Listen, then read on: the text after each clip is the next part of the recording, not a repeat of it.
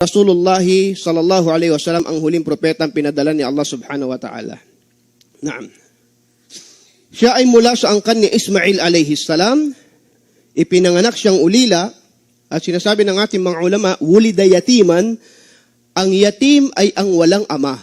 Subalit may ina. So ang Rasulullah sallallahu alaihi wasallam nang pinanganak siya, pumanaw na kaagad ang kanyang ama. At siya ay namalagi sa pangangalaga ni Abdul Muttalib na kanyang lolo. Na si Abdul Muttalib ang galing sa lahi ni Ismail alayhi salam. Pag tinrace natin.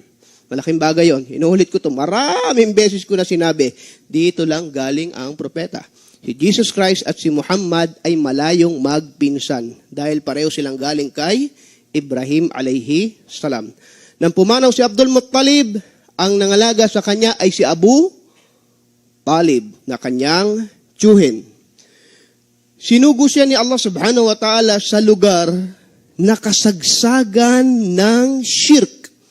Katulad ito nino ni Ibrahim alayhi salam. Sapagkat naiulat na ang Kaaba ay punong-puno ng ribulto ng mga sinasamba ng panahon na yon ng Propeta Muhammad sallallahu alaihi wasallam.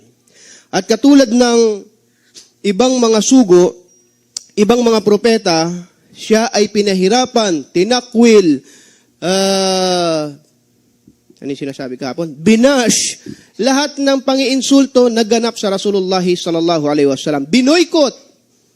Lahat ng pagpapahirap ginawa ng mga tao na yon na sa panahon ng Propeta Muhammad sallallahu